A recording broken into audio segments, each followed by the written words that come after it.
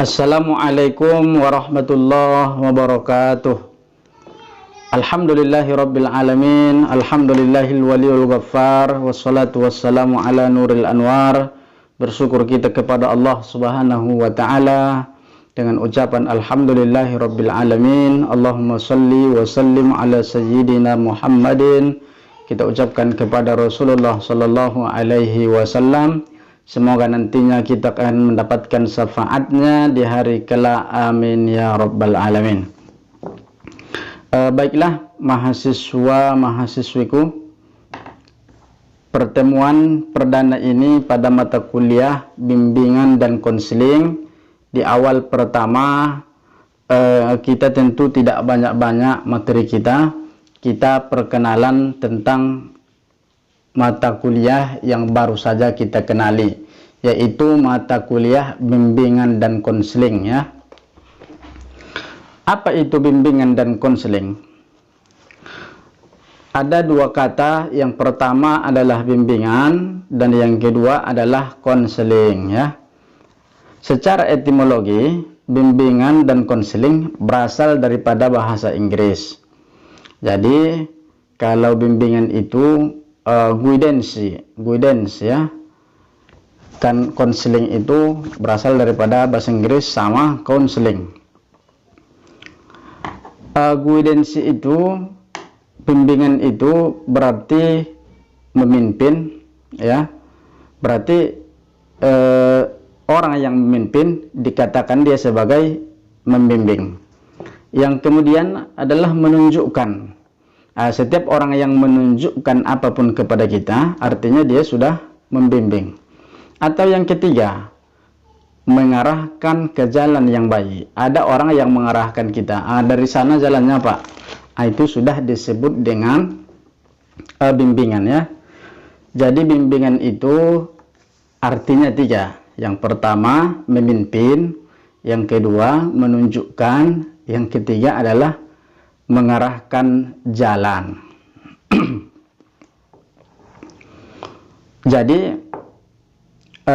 guidance ini bisa diartikan sebagai pemberian pengarahan, pemberian pengarahan. Asal orang memberikan pengarahan, dia sudah sah disebut dengan pembimbing. Maka pembimbing skripsi itu kan yang mengarahkan skripsi kita, atau pemberian petunjuk pada seseorang. Sama, orang yang membimbing kita skripsi, dia tunjukkan skripsi kita. Orang yang membimbing kita jalan, dia tunjukkan kepada kita jalan. Kalau kita bertanya, walau ada orang yang mengarahkan kita, itu sudah disebut dengan pembimbing. Atau justru pemberian petunjuk pada seseorang ya. Ketika ditunjuk, artinya dia sudah membimbing.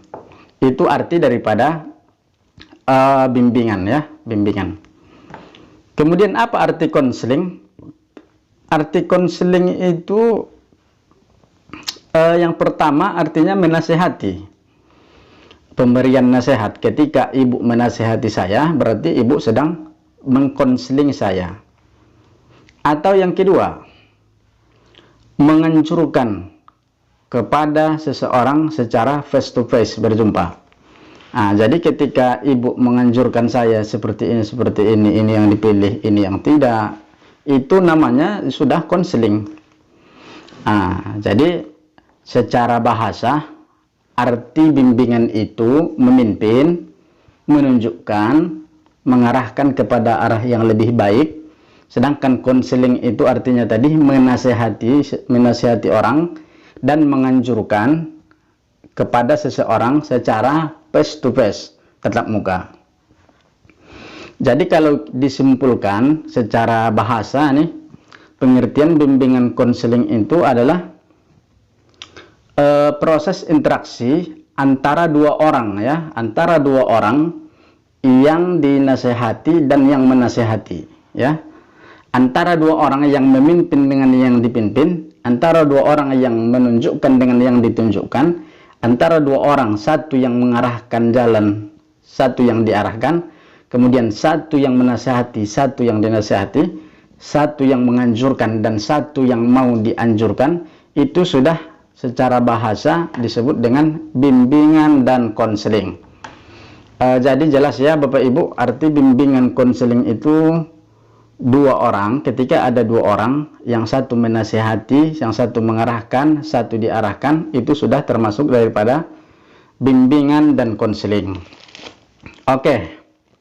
Kemudian masih dalam pengertian bimbingan dan konseling ini, kita beralih kepada pengertian bimbingan dan konseling menurut para ahli. Minimal ada 4. Yang pertama menurut Prayetno dan kawan-kawan di dalam bukunya tahun 2004 ya. Menurut beliau, bimbingan dan konseling adalah pelayanan bantuan untuk peserta didik.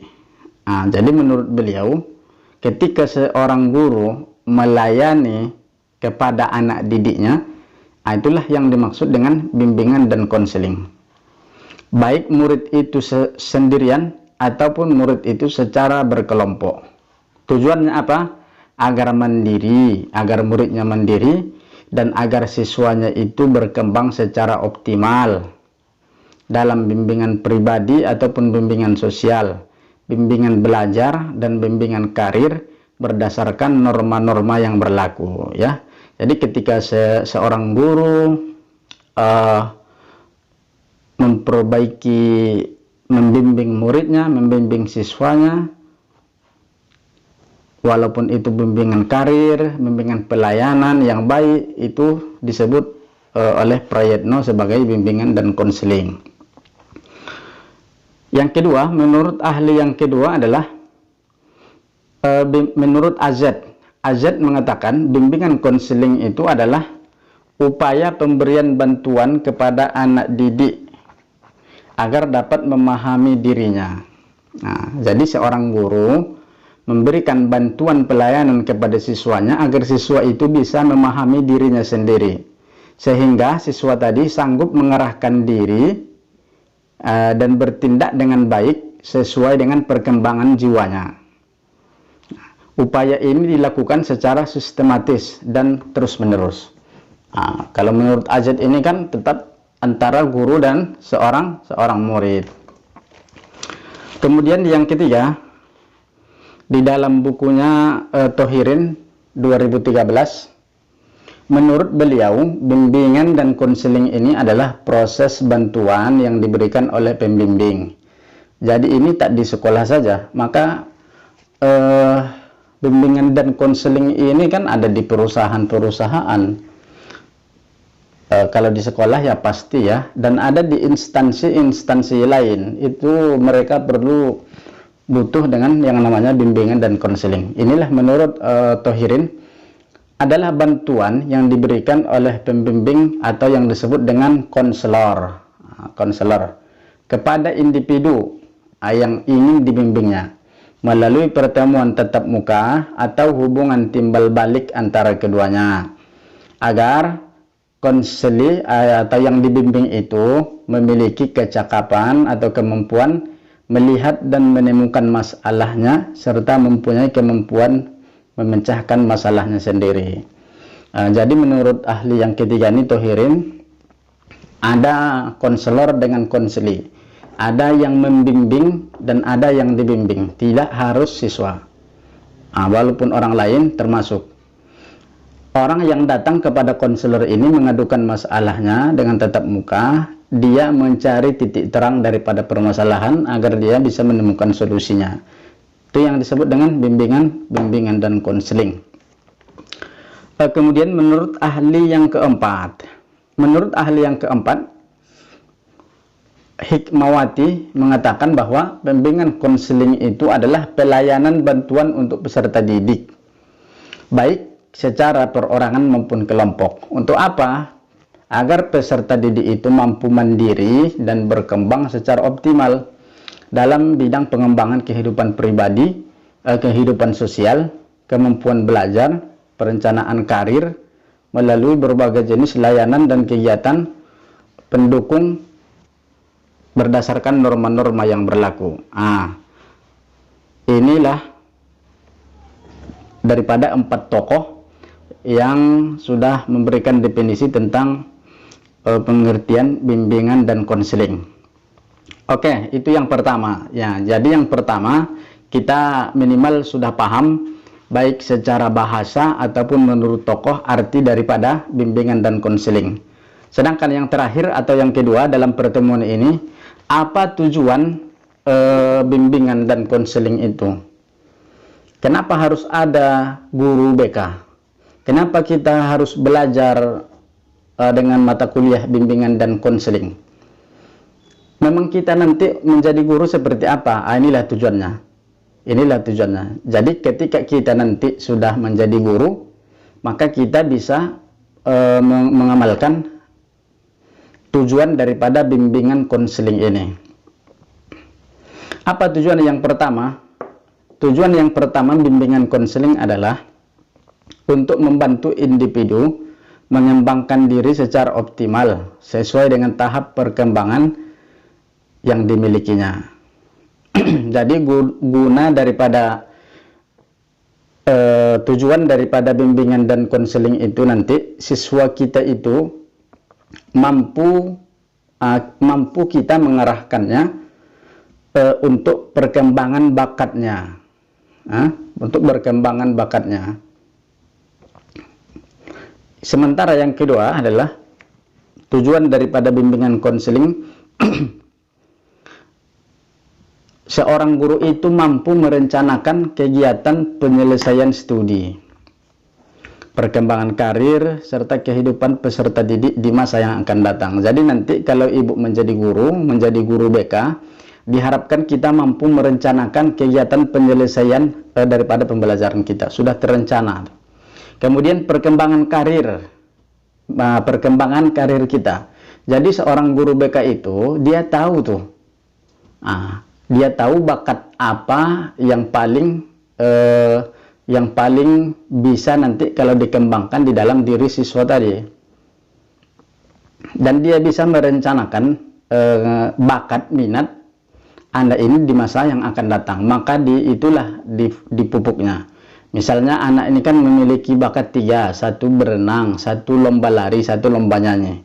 Nah, tugas seorang guru BK itu dia akan melihat apa yang dominan pada anak ini untuk dikembangkan. Begitulah kira-kira. Sedangkan yang ketiga, tujuannya adalah mengembangkan seluruh potensi dan kekuatan yang dimiliki oleh siswa itu sendiri seoptimal mungkin. Banyak loh kawan-kawan, ibu-ibu, anak-anak kita itu sebenarnya mereka berbakat. Anak-anak kita itu sebenarnya mereka memiliki kekuatan, memiliki hobi, memiliki minat, tapi mereka tidak bisa mengembangkannya sendiri. Nah, disinilah tugas guru bimbingan dan konseling. Jadi kita sebagai guru apapun, baik guru TK, baik guru PAUD, atau guru sampai nanti kepada guru SMK, SMA, kita harus bisa mengembangkan potensi yang ada di dalam anak didik kita. Jangan sampai kita mematikan potensi yang ada di dalam diri mereka. Maka inilah pentingnya mata kuliah kita ini. Tujuan yang keempat adalah menyesuaikan diri dengan lingkungan pendidikan dan lingkungan masyarakat. Jadi seorang guru BK itu, bimbingan konseling itu tujuannya agar nanti yang dibimbingnya itu bisa menyesuaikan diri dimanapun dia berada. Di tempat seperti apapun nanti yang dibimbingnya itu, siswanya itu bisa menyesuaikan diri. Sedangkan yang terakhir adalah, ini yang paling penting. Kalau bahasa saya ini problem solving ya. Dimana nanti guru BK ini, sasaran yang terakhir ini, yang kelima ini, mengetahui hambatan dan kesulitan yang dihadapi oleh peserta didik dalam studi. Murid saya ini nampaknya tidur terus nih. Apa yang terjadi? Tahu dia. Murid saya ini kenapa nih sering terlambat? Murid saya ini kenapa tidak pernah bertanya? Jadi hambatan dan kesulitan yang dihadapi peserta didik tadi, dia mampu mengetahuinya. Itulah gunanya guru bimbingan dan konseling. Jadi mahasiswa, Bapak Ibu, mahasiswa-mahasiswa yang berbahagia, di pertemuan yang pertama ini sudah terjawab. Apakah itu bimbingan dan konseling dan apa tujuannya sudah kita bahas dua dalam pertemuan ini. Kemudian pertemuan yang akan datang kita akan membahas fungsi daripada bimbingan dan konseling. Oke, saya rasa cukup sampai di sini pertemuan kita pada hari yang berbahagia ini. Semoga kita bisa mengambil manfaatnya, semoga kita bisa mengambil iktibar, semoga kita bisa amalkan nanti di dalam pembelajaran kita dan berguna untuk anak-anak didik kita. Terima kasih. Assalamualaikum warahmatullahi wabarakatuh.